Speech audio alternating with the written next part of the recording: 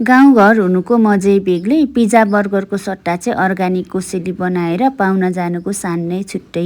हाम्रो यात्रा कहाँसम्म पुगेर रोकिन्छ, भिडियो अन्तिमसम्म नै हेर्नुहोला। यस्तो कोसेली बोकेर नि को पाउन लाग्न जान्छ र भन्नुहुन्छ होला। हो, म जान्छु, हामी जान्छौँ। म चाहिँ घरबाट निस्किसकेँ, हाम्रो अटो पनि आइसक्यो। चढेर बसेँ है म चाहिँ। सरर अटोमा गुडेर होइन उडेरै जानु जस्तो। यता हामी चाहिँ आमा छोरी लाग्यो है। साथीहरू कति बेला फर्किन्छौँ टुङ्गो छैन।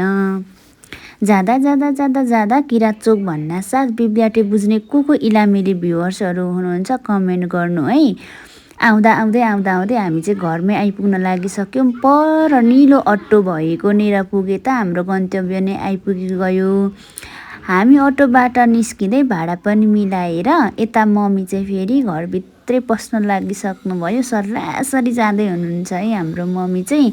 घरभित्र पसेर सबैजनालाई सेवारो गर्दै हुनुहुन्छ। उहाँ हुनुहुन्छ हाम्रो प्यारिसी क्युट बजु। यहाँ चाहिँ बजुको साथी अर्को बजु पनि हुनुहुँदो रहेछ। उहाँ बजुहरू चाहिँ मेरो साथी पुनमको आफ्नै बजु हुनुहुन्छ। म चाहिँ साथीको घर जाँदा आफ्नै घर गए जस्तो कम्फर्टेबल फिल हुन्छ नि त।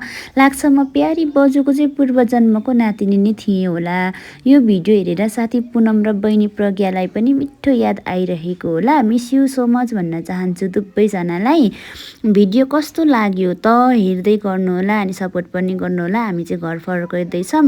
फेरि भेटौँ नेक्स्ट भिडियोमा। By by.